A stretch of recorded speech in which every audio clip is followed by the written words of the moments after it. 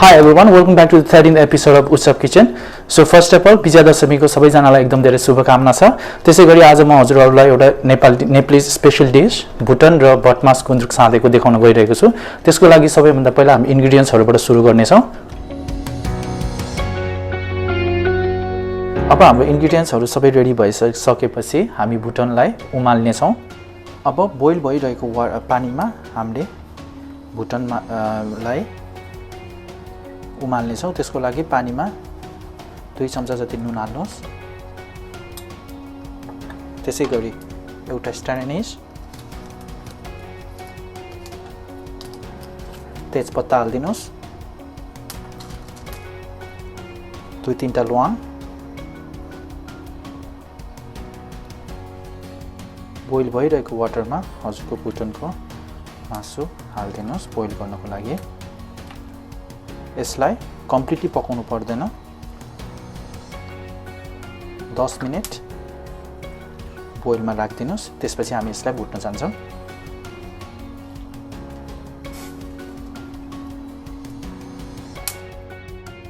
अब हामी भुटन हामीले उमाल्नको लागि राखिसकेका छौं। त्यतिबेलासम्म हामी भुटनलाई चाहिने मसलाहरुको बारेमा म हजुरहरुलाई भन्न गइरहेको छु। त्यसको लागि मैले लिएको छु जिरा, धनिया, टिमुरको धुलो, दालचिनी, ल्वाङ, सुकमेल, स्टारिनिस, चिली, तिल, सेतो तिल, कालो तिल, त्यसैगरी सुप, तेजपत्ता र यो मसलाहरुलाई हजुरले प्यानमा हल्का टोस्ट गरेर ग्राइन्ड गरेर हामीले भुटनको लागि युज गर्न सक्छौं। अब हामी साधेको गुन्द्रुक भटमासको लागि प्रिहिटेड प्यानमा भटमासलाई हल्का टोस्ट गर्न गइरहेको छौं। त्यसको लागि प्रिहिटेड प्यान लिनुस्।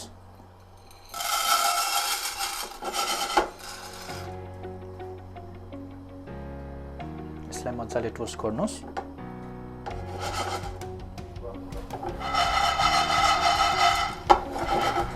हल्का भटमासको कलर आउँदैछ। यसलाई अझ कम्प्लिटली टोस्ट गर्नुस् राम्ररी। यसरी हजुरहरुको भटमास टोस्ट भइसकेको छ। अब यसलाई म साइडमा राख्न गइरहेको छु।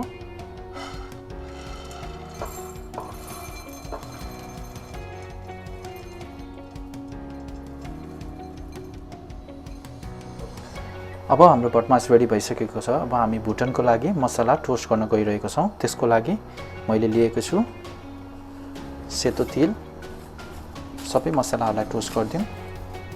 त्यसैगरी कालो तिल मिक्स गर्दिनुस्, एउटा स्टार्निस भुट्नुस् त्यसलाई,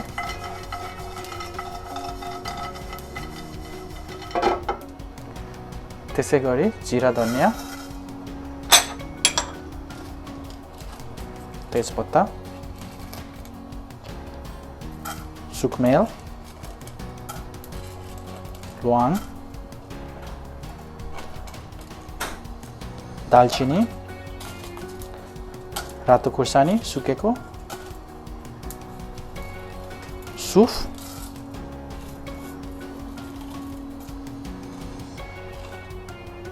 यसलाई टोस्ट गर्नुस् मजाले र त्यसपछि हामीले यसलाई ग्राइन्ड गर्ने छौं र हाम्रो भुटनको लागि मसला रेडी हुन्छ।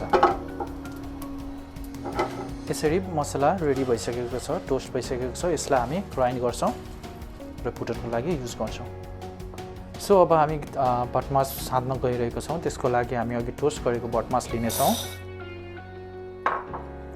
त्यसैगरी यो चाहिँ मैले मुलाको गुन्द्रुक लिएको छु। यो चाहिँ मैले 5 देखि 10 मिनेट एकदमै तातो पानीमा भिजाउन राखेको थिएँ सोपको लागि। अहिले यो एकदम सफ्ट भइसकेको छ र यसलाई फाइनली चप गरेर मैले यो पनि मिक्स गरेको छु गुन्द्रुक। त्यसै गरेर लसुनको सलाड्स, त्यसै गरेर धनिया लिनुस्,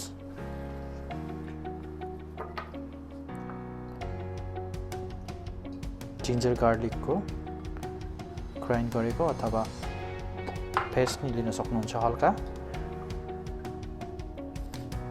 त्यसैगरी नुन 2 चम्चा, बेसार लिनुहोस् हल्का,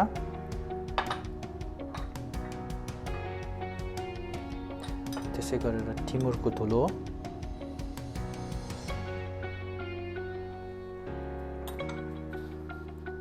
फाइनली चप गर्नुभएको ग्रीन चिलिज,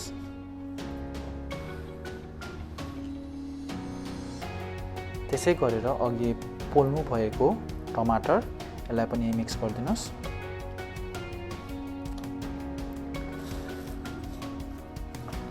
यसलाई मजाले मिक्स गर्नुहोस्।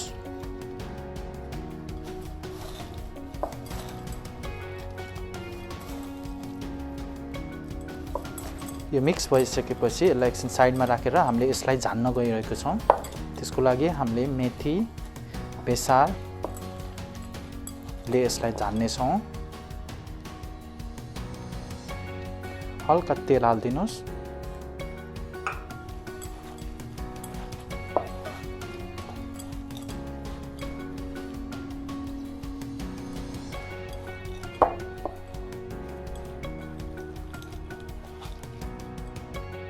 सादेको योमा कागती अथवा लाइम युज गर्न सक्नुहुन्छ।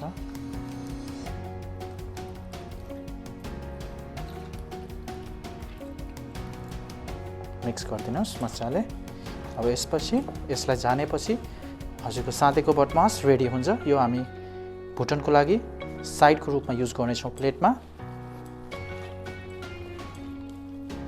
झान्नको लागि तातो प्यान लिनुहोस्, त्यसमा तेल राखिदिनुहोस्, तेल हिट हुन दिनुहोस्। त्यसपछि मेथी,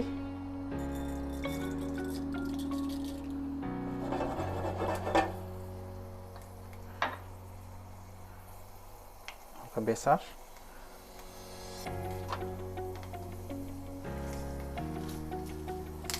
सुकेको रातो खुर्सानी,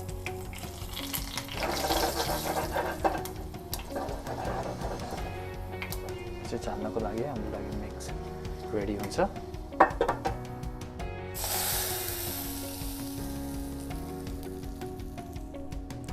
अब झान्नु भइसकेपछि यसलाई मजाले मिक्स गरिदिनुहोस्।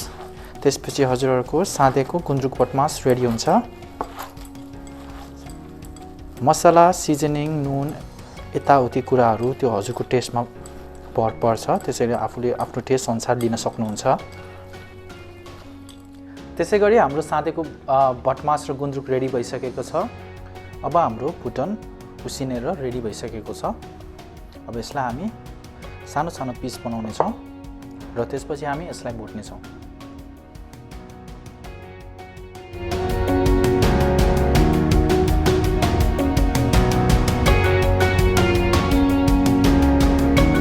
प्यान लिनुहोस्, प्रिहिट भएको प्यान, त्यसमा तेल राखिदिनुहोस्। अब हामी भुटन पकाउन गइरहेको छौँ। भुटन चाहिँ एकदम मजाले फ्राई हुनुपर्छ। प्यान हाम्रो हिट भइसकेको छ, त्यसैले अब जिन्जर र गार्लिकको, लसुन अदुवाको फाइनली चप अथवा मिक्स हालिदिन सक्नुहुन्छ। मजाले चलाइदिनुहोस्।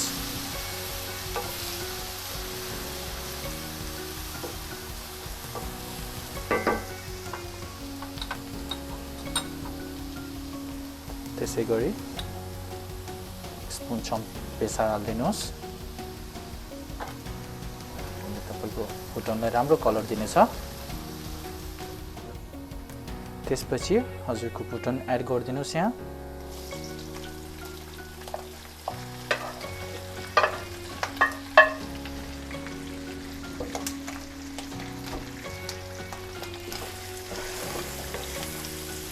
मजाले मिक्स गरिदिनुहोस्। यसरी हजुरहरूको भुटन बिस्तारै रेडी हुँदैछ। अब हामी यसमा मसलाहरू हाल्न गइरहेको छौँ। त्यसको लागि नुन लिनुहोस्। मैले फेरि पनि भने सिजनिङ हजुरको चाहिँ टेस्ट अनुसार हजुरको लिन सक्नुहुन्छ। अमाउन्ट चाहिँ मिक्स गरिदिनुहोस् मजाले। त्यसै गरी यसमा एड गरिदिनुहोस् हल्का चिल्ली फ्लेक्स। मलाई चाहिँ स्पाइसी हल्का मनपर्छ, त्यसैले। त्यसै गरी अघि हजुरले ग्राइन्ड गर्नुभएको मसलाहरूको मिक्स योमा अब एड गरिदिनुस्। मैले चाहिँ यो घरमै बनाएको छु मसला, गरम मसला।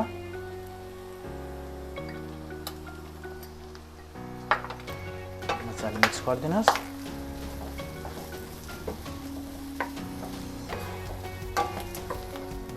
त्यसपछि मैले चाहिँ एक सानो स्पुन मिट मसला लिएको छु, हालिदिनुस्। मिक्स गरिदिनुस्। अब तपाईको भुटन अलमोस्ट 5 मिनेटदेखि 7 मिनेटमा मिडियम हिटमा पकाउनुस्, यो रेडी हुन्छ। हामीले यसलाई अगाडि नै उसिनिसकेको छौँ।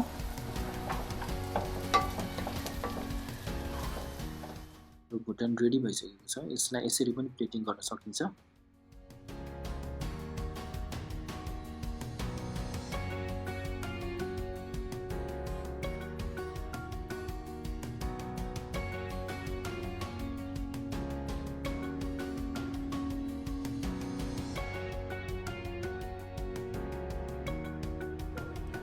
सो गाइज यसरी हजुरहरूको भुटन र बटमास गुन्द्रुक साँधेको रेडी हुन्छ।